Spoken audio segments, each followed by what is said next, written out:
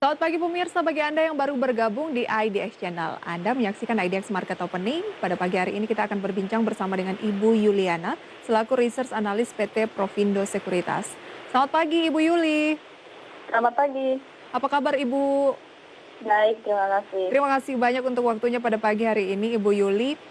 Mencermati sejumlah sentimen yang ada, tentunya ada yang positif, ada yang negatif. Yang positif adalah masih perkembangan seputar vaksin begitu ya, di mana kali ini dari Pfizer dan BioNTech mengupgrade efektivitas dari vaksinnya yang semula 90% menjadi 95%. Artinya setara dengan Moderna yang kemarin menyatakan efektivitasnya sekitar 94%. Tetapi agak tenggelam nih sentimen ini dengan kabar dari Amerika khususnya ya, yang melihat angka dari kasus virus corona yang terus mengalami peningkatan bahkan rekor setiap harinya begitu. Nah, bagaimana Anda menanggapi sentimen ini akan berpengaruh terhadap bursa di Asia dan indeks harga saham gabungan ke pembukaan pada pagi hari ini? Karena tadi kita lirik sedikit ya, pembukaan dari Asia, Nikkei dan juga Kospi ini sudah melemah. Ya, sebenarnya untuk sentimen yang untuk vaksin ini sebenarnya sudah lama juga ya, dari kemarin yang dimana Pfizer udah mengumumkan efektivitasnya itu 92% dan sekarang untuk result finalnya itu 95%. Saya rasa ini cukup positif ya untuk pergerakan bursa indeks. Namun kalau kita lihat dari pergerakan indeks kita sendiri, pergerakannya sudah kalau menurut saya sebenarnya sudah terlalu tinggi ya. Jadi kenaikan selama dari minggu kemarin itu sampai sekarang sangat tinggi sekali, dari 5.100-an itu menjadi 5.560-an. Kenaikannya sudah lumayan tinggi dan kemungkinan besar secara sektoralnya pun tidak akan mengalami kenaikan yang signifikan lagi untuk hari ini. Jadi kemungkinan akan ditahan, dan juga dari sisi pergerakan IHSG saya rasa kemungkinan besar akan bergerak masih di sekitar 5.500-an sampai 5.600-an. Jadi kemungkinan masih akan cukup positif untuk kedepannya. Oke, mohon maaf Ibu, masih ada peluang untuk koreksi?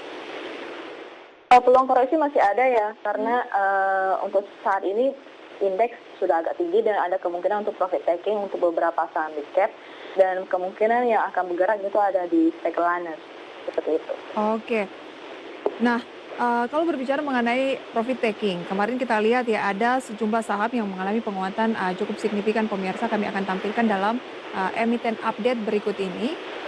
Di mana yang pertama yang kami highlight pada pagi hari ini pemirsa adalah kabar perkembangan proyek baterai listrik di Indonesia serta pengembangan vaksin COVID-19 secara global yang menjadi motor pergerakan indeks harga saham gabungan pada sesi Rabu. Sektor ataupun saham pertambangan memimpin penguatan pemirsa, dan kita akan lihat untuk emiten update-nya Antam, Tins, dan Inco Kompak ditutup menguat pada Rabu 18 November. Kemudian yang kami highlight berikutnya adalah jelang dana PEN senilai 8,5 triliun yang akan cair. Ini saham Garuda atau GIAA dan Krakatau Steel kemarin juga terbang, dan Garuda mengalami kenaikan sampai dengan 13%.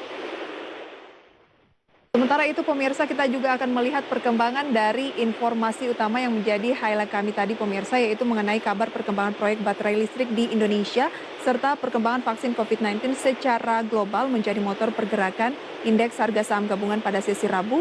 Sektor saham pertambangan memimpin penguatan, dan berikut informasi selengkapnya. IHSG parkir di zona hijau dengan menguat 0,50% ke level 5.557 pada akhir sesi Rabu kemarin. Sektor pertambangan memimpin penguatan naik 1,36%. Trio emiten yang digadang-gadang bakal ikut ambil peran dalam pembentukan holding Indonesia Baterai langsung meroket, yaitu PT Aneka Tambang Tbk atau ANTM, PT Timah Tbk atau TINS, dan PT Vale Indonesia Tbk atau INCO kompak menguat dengan kenaikan masing-masing 4,20%, 7,04%, dan 1,97%. Kenaikan saham-saham tersebut setelah Menteri Koordinator Bidang Kemaritiman dan Investasi Luhut Binsar Panjaitan memberikan kabar baik mengenai akan ditekannya proyek Akbar Holding Indonesia Baterai ini. Berbagai sumber untuk IDX Channel. Kita akan kembali berbincang bersama dengan Ibu Yuliana. Ibu Yuli, Antam, Tins, dan Inco yang menjadi highlight kami, memang banyak ya saham-saham kemarin yang mengalami penguatan, Garuda, Keras, dan yang lainnya. Kita highlight mengenai holding baterai listrik. Sejauh mana ini menjadi sentimen yang positif untuk Antam, Tins, dan Inco? Apakah ini hanya euforia sesaat saja, atau Anda melihat memang ada potensi yang menarik di ketiga saham ini? Ya, untuk holding baterai, sebenarnya sih kalau kita lihat secara long term itu memang bagus ya untuk pergerakan ketiga saham ini ya, secara baik secara fundamental maupun teknikal. Nah, untuk pergerakan teknikal yang saat ini yang dimana dari Antam, TINS dan juga Inco mengalami kenaikan selama 2 minggu ini ya, kalau kita lihat 2-3 minggu ini. Jadi sebenarnya untuk awal ini memang secara euforianya doang, tapi secara long term itu dari bagian dari sisi fundamental, kinerja mereka juga akan mengalami kenaikan. Kalau kita lihat dari mobil listrik secara dunia itu mengalami peningkatan, dan juga dari sisi kebutuhan baterai yang dimana bahan bakunya itu adalah nikel, otomatis akan mengalami kenaikan juga untuk dari sisi permintaannya. Dan harga nikel sendiri secara internasional juga sudah mengalami kenaikan ya dari penurunan yang sempat terjadi di bulan Maret dan April. Jadi ini menjadi hal positif untuk kinerja mereka secara fundamental untuk long term-nya. Jadi kita masih cukup optimis untuk ketiga saham tersebut. Terutama untuk Inco ya. Inco kalau kita lihat dari sisi smelternya dia untuk produksi nikel, dia kalau untuk yang di listing di IDX juga merupakan salah satu market leader juga untuk produksi nikel. Jadi itu menjadi salah satu sentimen positif untuk pergerakannya dia. Tapi kalau saat ini kalau kita lihat memang kenaikan ketiga saham ini sudah sangat tinggi sekali. Untuk long term masih bisa dikoleksi ya untuk ketiga saham ini. Tapi untuk saat ini mungkin hanya trading saja untuk ketiga saham tersebut. Karena kenaikannya sudah cukup tinggi dan ada potensi untuk profit taking. Oke. Kalau kita cermati ya, saham-saham ini seperti Inco, kemudian juga Antam, dan juga kalau TINS ya, justru di sepanjang year to date positif kinerjanya, di tengah saham-saham lain justru negatif. Anda tadi menyampaikan kemungkinan akan profit taking terlebih dahulu, tapi kalau untuk jangka panjang masih prospektif.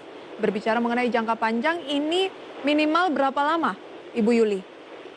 Ya, kalau kita lihat untuk long term-nya kemungkinan bisa sampai 5 atau sampai 10 tahun ya. Karena untuk produksi dari pembangunan pabrik baterai yang di Indonesia, di mana kemarin dari Pak Luhut juga menginformasikan kalau dari pabrik baterai yang dari Korea itu sudah akan menandatangani kerjasamanya atau perjanjiannya. Jadi itu menjadi sentimen positif. Di mana sebelumnya itu hanya sebagai suatu wacana, tapi sekarang udah ada nilai hasil konkretnya seperti itu, langkah konkretnya. Jadi itu untuk long term, untuk pembangunan pabriknya tersebut kan juga membutuhkan waktu. Dan dari sisi permintaannya pun kedepannya kemungkinan besar listrik mobil atau kendaraan listrik itu akan sangat permintaan akan sangat tinggi. Jadi saya rasa untuk long term 10 tahun kemudian pun juga masih akan mempunyai prospek positif untuk kebutuhan nikel tersebut. Gitu.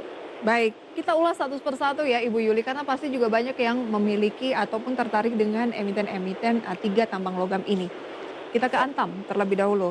Analisisnya seperti apa kalau berbicara mengenai teknikal? Baiknya kita buy on weakness di posisi berapa, dan kalau jangka pendek menengah targetnya berapa?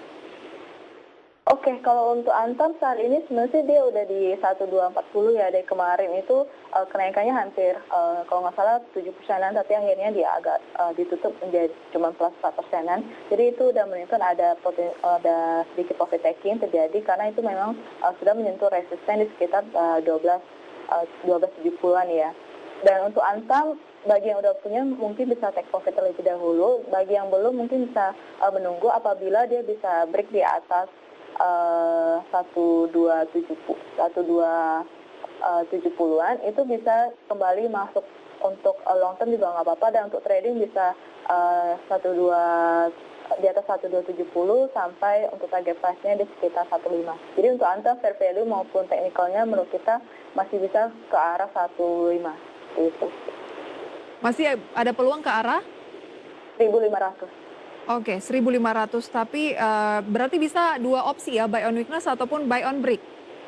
Ya, betul. Oke, bagaimana dengan TINS? Untuk TINS sendiri juga menarik ya, kalau kita lihat pergerakannya hampir sama dengan pergerakan Antam, dan kemarin volumenya juga lumayan dan dia membentuk candle-nya White Morbozu. TINS juga mengalami peningkatan yang cukup signifikan juga ya kalau kita lihat ya. Jadi TINS bisa kembali buy dengan target price-nya yang paling dekat itu di sekitar 12.50. Tapi untuk long term juga masih cukup bisa diperhatikan. Kalau kita lihat sehari ini pergerakan harga timah dunia juga mengalami kenaikan. Jadi seharusnya dari sisi kinerja, meskipun yang kuartal ketiga ini, kalau nggak salah kuartal ketiga ya, TIMS masih mengalami kerugian, tapi untuk kedepannya kemungkinan akan mengalami kenaikan kembali untuk TIMS, untuk secara kinerjanya. Jadi kita target fair value-nya masih di sekitar 1.400-an juga untuk fair value-nya. 1.400. Supportnya di posisi berapa untuk TIMS? Untuk masuk sekarang sebenarnya sih bisa ya untuk long term, dan juga dia kemungkinan akan kemarin juga sudah breakout ya. Jadi bisa kembali masuk untuk buy on break, dan juga kalau enggak dengan harga yang closing kemarin dengan harga yang seperti yang tadi saya bilang, kita yang 12.50-an untuk berarti jangka pendeknya. Tapi kalau untuk long termnya masih bisa dikoleksi. Melakukan pembelian secepat mungkin, TIMS ini lebih oke dibandingkan Aneka Tampang karena Antam harus nunggu dulu, TIMS sudah boleh cicil beli. Ya, karena untuk technicalnya kemungkinan kemarin TIMS sudah breakout ya. Gitu. Oke. Kemudian bagaimana dengan Vale Indonesia atau INCO yang naik 1,97%, 4670? INCO untuk fair value-nya kita masih berada di sekitar 5.000-an ya. Dan juga secara teknikalnya kenaikannya juga hampir sama ya dengan kedua saham tersebut. Jadi kalau untuk INCO kita masih bisa buy dengan target yang tadi sekitar 5.000 untuk agak long term-nya, untuk jangka menengahnya. Tapi kalau untuk jangka pendeknya mungkin bisa ditahan terlebih dahulu, menunggu di harga sekitar 4.400 dengan target price-nya yang paling dekat di sekitar 4.700 itu. Oke, 47 target terdekat, bisa beli di kisaran 4.400-an ya? Ya. Buy on weakness, tapi jangka medium to long masih menarik untuk ketiga saham-saham ini asal belinya di momen yang tepat karena kenaikannya sudah cukup tinggi, apalagi untuk Antam gitu ya Ibu Yuli? Betul. Apa saja saham-saham pilihan Ibu Yuli hari ini? Kita akan bahas di segmen selanjutnya. Kami akan segera kembali pemirsa usai pariwara berikut.